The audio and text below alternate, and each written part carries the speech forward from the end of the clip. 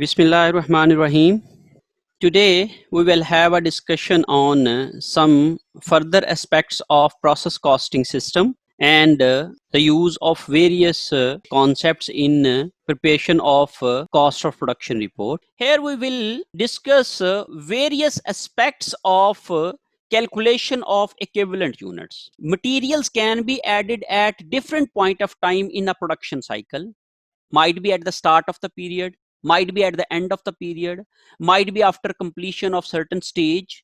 So these are the variations in the increments or you may say application of material cost, and this will result into variation in the calculation of equivalent units in preparation of cost of production report.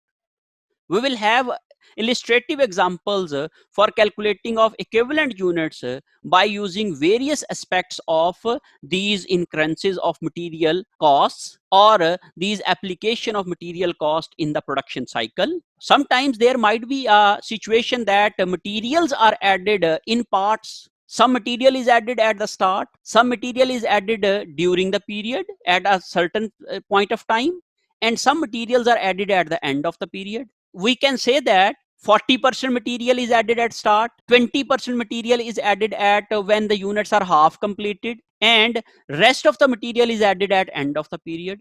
So when we have such a situation, in this way we will have different stages of completion for every cost element aspect.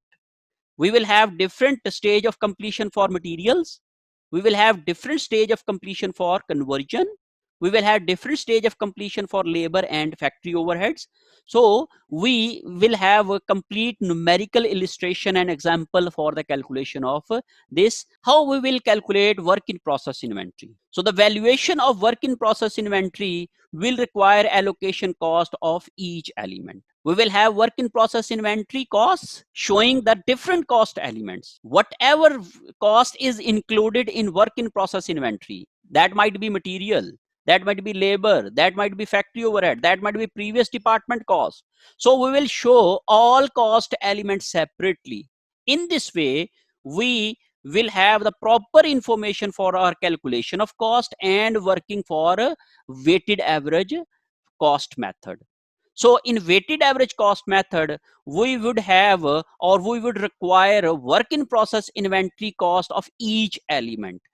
And when we have various stages of completion for each element, we will definitely have calculation of equivalent units for each cost element separately, equivalent units of material separately, equivalent units of labor separately, equivalent units of you must say factory overhead separately.